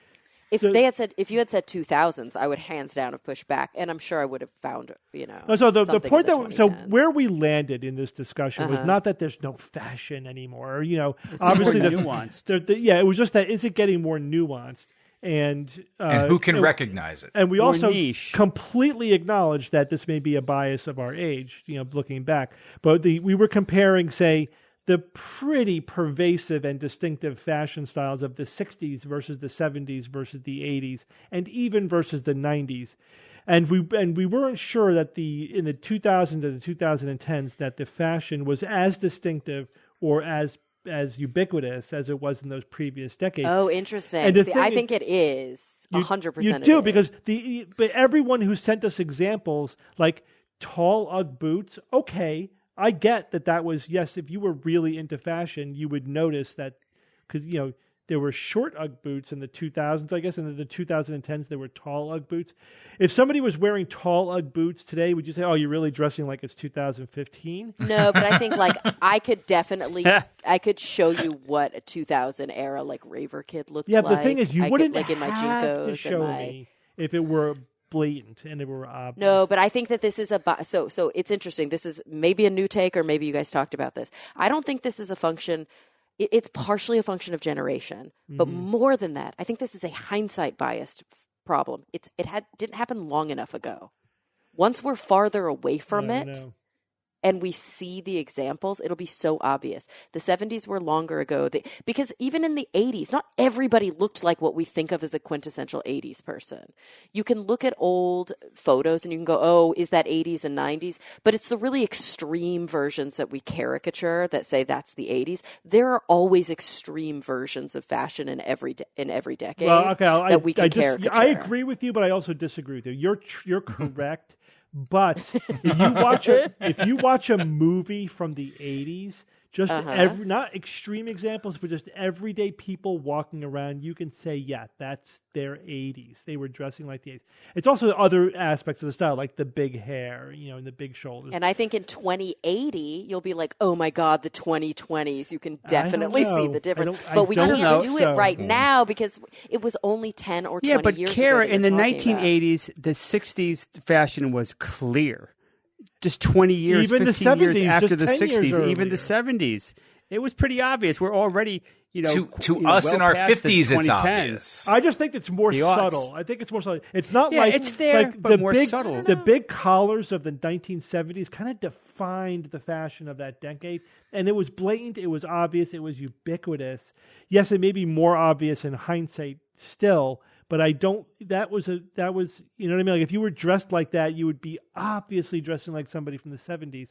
But I think that we're talking about more subtle things. All the examples, not just this person, but other people sent us, actually reinforced my notion that these are all little things. That yes, if you were paying attention, the argument just was that it's just a little bit more homogenized, and it's not as as overwhelming, like big pervasive fashion changes. You mean it was more homogenized back then? No, now. I would almost argue the opposite. In the 2000s, it's more heterogeneous.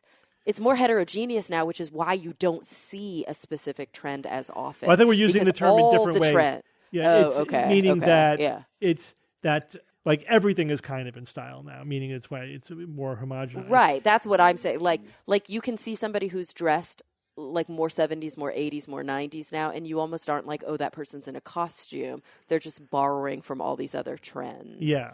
But I do think I think I'm on both teams with this because I hear what you're saying. It's almost like there's just more choice now. Mm-hmm, yeah. Like you can have more options available to you because of fast which fashion. dilutes out the fashion. Yeah. So I would love to do the experiment though. If you could like take pictures of people from different decades that are chosen so that there aren't other clues other than the fashion and the style of the people. Right, not holding a cell phone or something. I do wonder, like I think I would love to do this experiment. My prediction is I would have a lot easier time placing people in like the 70s and 80s. Guess the year. 2005 versus 2015.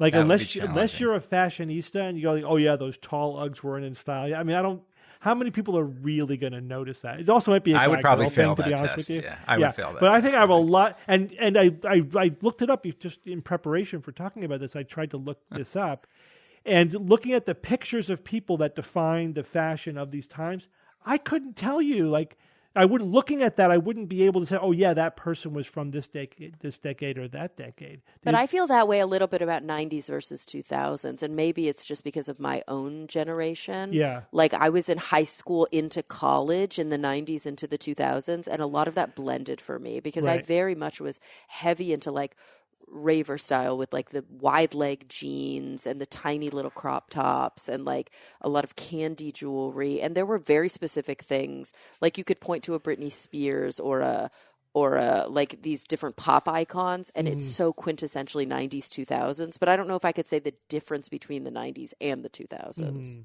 They bled into each other for me. But I could definitely, if you showed me somebody dressed from 2001 versus somebody dressed from 2018, 100% I could tell you which was which. Okay. Ooh, it's a test. There it is. That 100%. We can set that up. Challenge accepted. But I do think it also depends on how fashionable that person was. And I think that's another difference. Yes, I think if you are like trying to like really stay on top of the current fashion trends, absolutely, all these little things matter. You pay attention to them. Look how they're. But I think that's consistent across the board. Yeah, so but I do think the difference is like if you went into an office in 1975 versus 1985 versus 1995, people just like everyday people, not highly paying attention to what's fashionable, not would the be extremes at all. Would just the rank and file, just regular people would be dramatically different, and I think that's no longer the case. Oh, see, I disagree. I think the collars, the tie, like you would have skinnier ties in the mid 2000s. We're going back to wider ties now. I think you would really be able to see a difference. Wow. Because it's what's on the shelf. Yeah, but ties are like one thing I definitely pay very close attention to. So ties in the 60s were super skinny. Right. They were super wide in the 70s. Ridiculously wide. Ridiculously wide.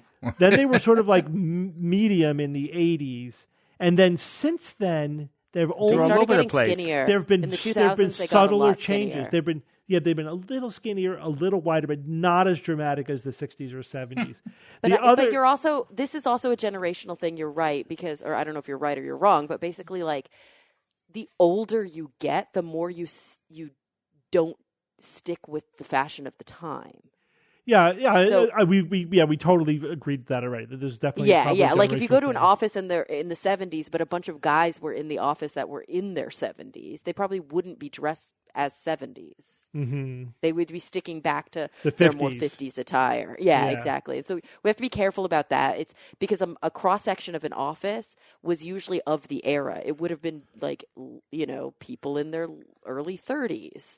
And so those people are all like of a certain generation, so they're dressing a certain way. But now if you look at an office, there's also just like less sexism and ageism in offices. Yeah. So you just see more different kinds of people in an office, which is a good thing. But they might be dressed more differently. Well, I have ties I've been wearing for 20 years. That would not have been true in the 80s. Just not. It's Wouldn't have just swung. straight up. There's no way. But again, a younger person might disagree with that. You're right. My best friend is a wardrobe stylist, and she has seen massive changes in what's appropriate. Like, super fitted narrow lapels. Well, sure. and then Somebody who's now in these are the too industry narrow. would definitely know. No doubt. If you're in the industry, if you're an expert, yeah. Yeah. Yeah, absolutely. Like somebody who's like a fashionista probably thinks there's massive changes in fashion over the last 20 years. Oh, gosh, absolutely. sure. I just don't Because think they it's are. So you're not really saying that I'm there not saying is no there change aren't. in I'm fashion. saying No, it's no, not- You're saying it perception. doesn't trickle down as much. It What the doesn't perception doesn't is. trickle down as much. Absolutely, it doesn't penetrate the culture as deeply. It's not as It doesn't people- enter the zeitgeist. Yeah, exactly. And I Good still use of kind the of word disagree enter. with you. I also think that we see recyclings in a Right. really interesting way now. Like, I am seeing all of the stuff I wore in high school coming back on the shelves, Yeah. and it is eking me out. I think it's all happening. That's I think it's all happening our faster. decision. It's happening Our faster point of view. too. I don't think it is. I think we're just forgetting how long ago that Kara, was. the 1990s are retro. All right, guys, let's go on with science or fiction. It's time for science or fiction.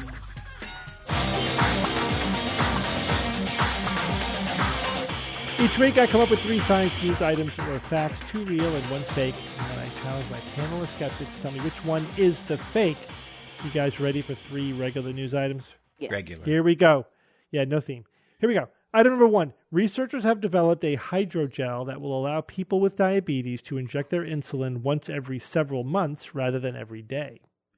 All right, number 2. Scientists find that the eyes communicate to the ears, causing the ears to make a sound which can be used to track eye movements. And item number 3. A new study finds solar wind-derived molecular hydrogen trapped in Apollo lunar regolith samples. All right, Jay, go first.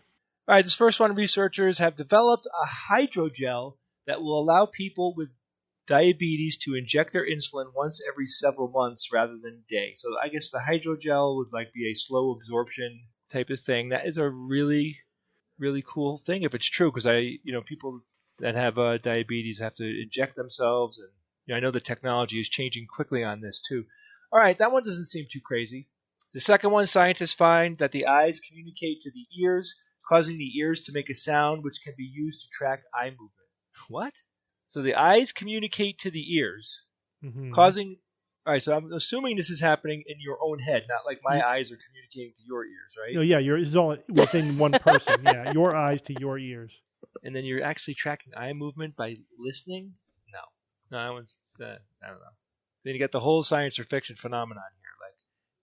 That's so weird it has to be true, because Steve wouldn't make that up, blah, A new study...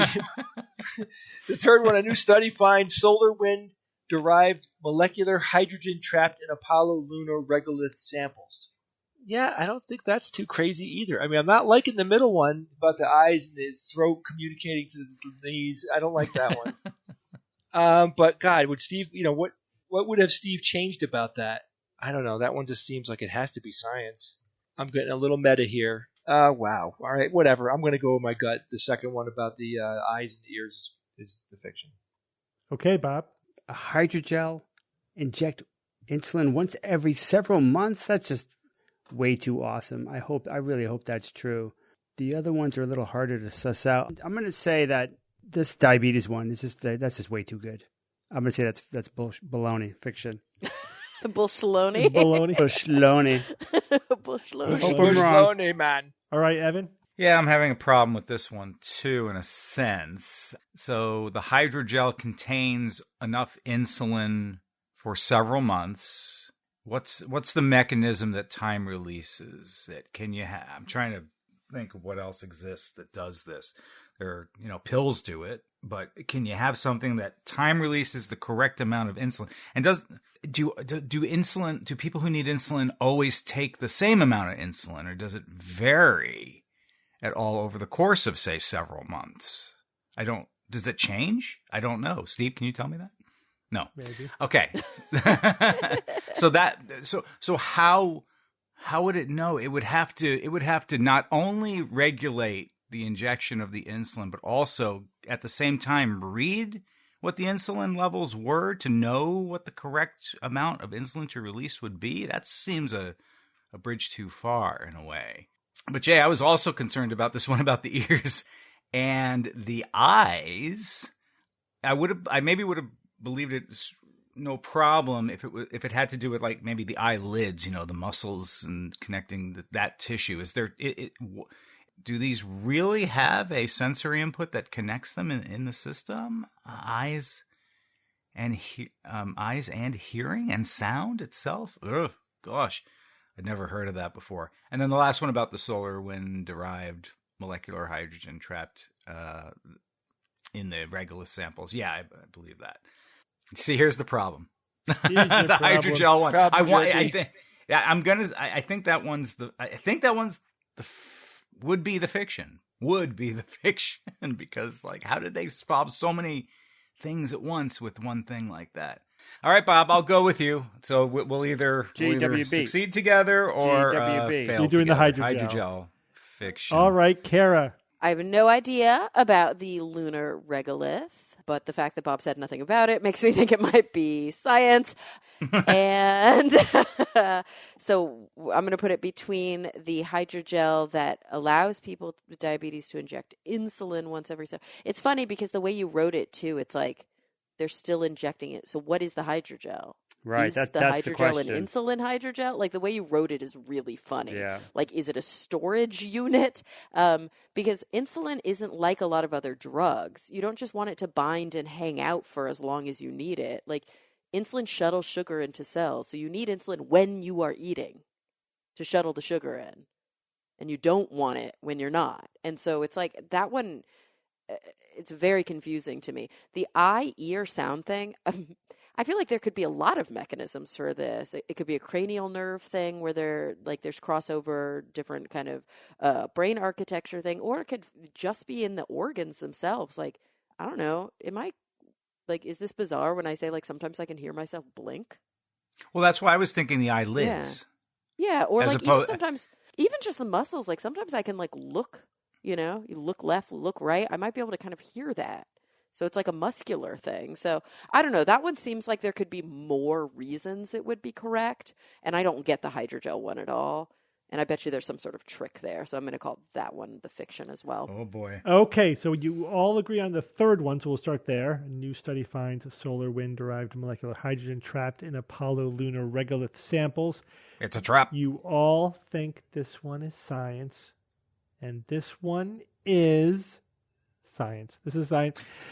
Yeah, nice try, Steve. We didn't know this before. We verified that there's solar wind-derived helium in the regolith. Oh, okay. But not hydrogen. I of forgot course, about that. Hydrogen would be incredible because out of hydrogen, you can get water and energy and a lot of other things. So the fact that it probably comes from the solar wind also means that it's a renewable resource, Ooh. So what they found was... That is pretty good. Yeah, they found molecular hydrogen H2 bound up in apatite and other minerals in the lunar regolith, and they could tell by where it is that it was coming from the solar wind and not something else. They also think that it only has like a half-life of hours.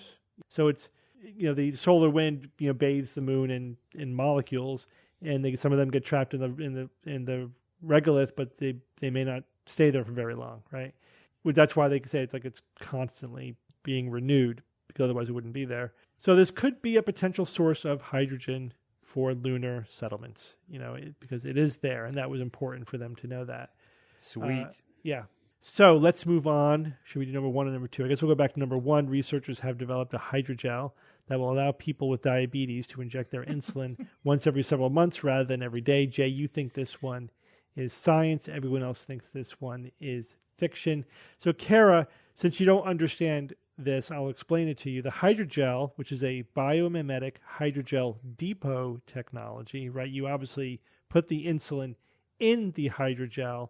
Right. And then it's a delivery mechanism. And then it releases it. It's a sustained delivery system.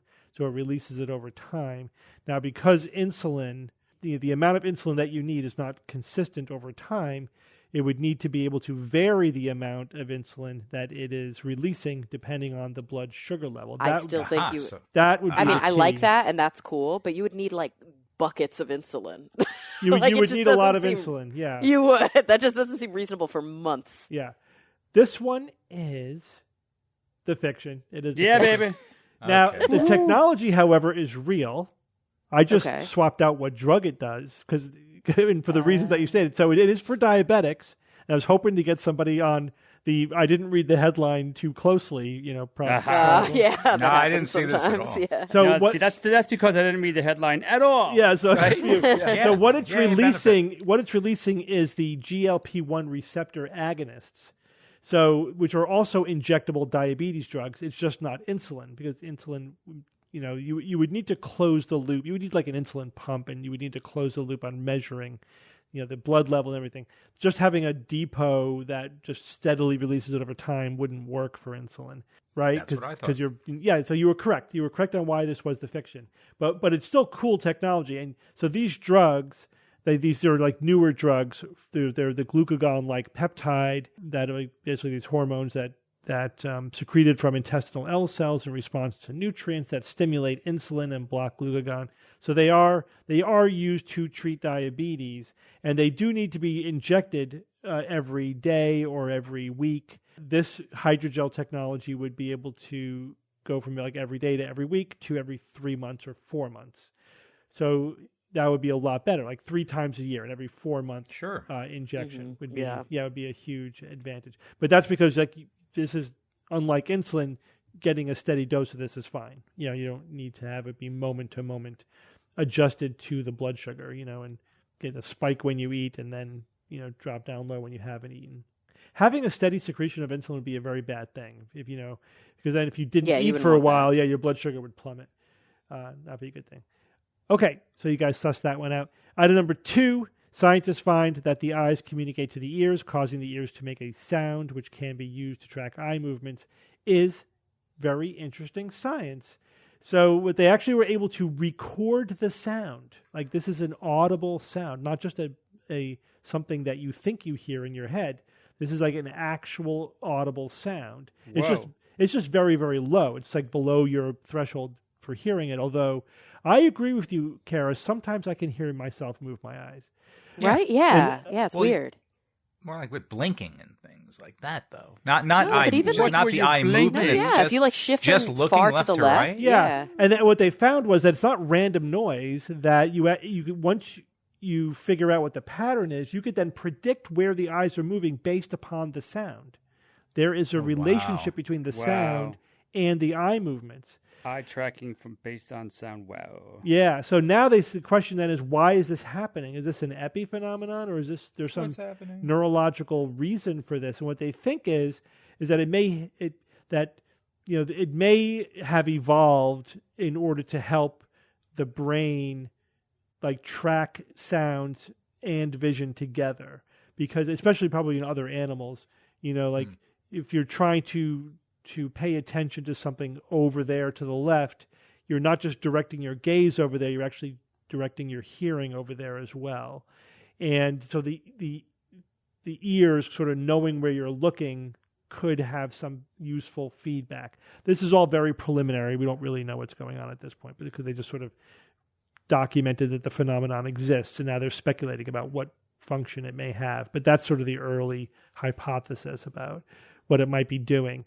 Which makes some level of sense. There's a question of is this just a holdover in humans? Is it still functioning in humans? Is it really doing anything? What would happen if you make it go away? I don't know. There's a lot of Jay, our eyeballs make noise. What do you think of that? The eyes communicate to the ears that cause them to make actual audible noise, and then that gets somehow processed, by the ears, even if it's subconscious, and helps coordinate vision and hearing in some way. Jay, your eyes are making noise right now. Yeah. Kind of like your brain pulsing, your brain. What's that? What did Freak Jay? It was your the brain pulsing. Pulsing. The pulsating. Your brain pulsates, and your eye movements make sound. Yep. Dang. Okay, Evan, give us a quote. Science has the answer to every question that can be asked. However, science reserves the right to change that answer should additional data become available. Mary Roach wrote that. Yep, very nice. I might have changed one word in this quote. Yeah? Oh my gosh, here I am editing Mary Roach. This is like blasphemy. What the hell, dude? So shame on Go ahead. I think that's against the law. Maybe not science has the answer to every question. Maybe science has a answer to every question that can be asked. Perhaps maybe that would be... saying it has the answer to every question that can be asked is almost, in a way, I don't know, kind of maybe saying like there's only an answer. There is one definitive answer that... Yeah, so I get what she's saying. Science delivers up answers. Science is going to get it. Yeah, if there's nothing else, will. But there's a lot. Yeah. She's glossing over a lot of philosophical nuance there. Absolutely. Yeah. I'm sure she would be the first to admit that. Yeah. I think the second part is really what she was driving at. It's like, correct. Yeah, science delivers answers, but we have reserved the right to alter those answers when new data comes in. They're preliminary. They're tentative. They're subject to revision. That's the key part. Not the first sentence, which is just the setup. But yes, that's philosophically very complicated, and there's a lot of nuance there. You could think of questions that science can't answer. Science has the answer to potentially has the answer to any scientific question that can't be asked. Because if you can ask a question that cannot even theoretically be answered by science, because it's not a testable hypothesis or whatever. But anyway, we know what she's getting at. Yeah. And I just looked at my bookshelf. I do not have a Mary Roach book on my shelf. Shame on me. I will correct that. You don't have. I will correct that. I have all her books. You don't have Packing for Mars. I'm going to start with Spooked. I think will be the first one I get. Oh, definitely start with Stiff. You have Stiff to start with Stiff. Well, Stiff was her Stiff first, right? Yeah, I read that one. Well, Stiff is it's just a very good. It'll get you hooked. Mm-hmm. Okay. I wouldn't start with Spook. Okay. I'll make it up to you, Mary. All right. Well, thank you all for joining me this week. Sure, man. You got it, Steve. Thank you, Steve. I hope you all have a great Thanksgiving. You too, brother. You as well. Happy Thanksgiving to all of our American listeners out there, even though you've already had it. That stuffing, all I got to say, Steve, that stuffing better be effing good. Yeah, we'll see. Cornbread stuffing. Ooh, and until next week, this is your Skeptic's Guide to the Universe. Skeptic's Guide to the Universe is produced by SGU Productions, dedicated to promoting science and critical thinking. For more information, visit us at theskepticsguide.org. Send your questions to info@theskepticsguide.org. And if you would like to support the show and all the work that we do, go to patreon.com/skepticsguide and consider becoming a patron and becoming part of the SGU community. Our listeners and supporters are what make SGU possible.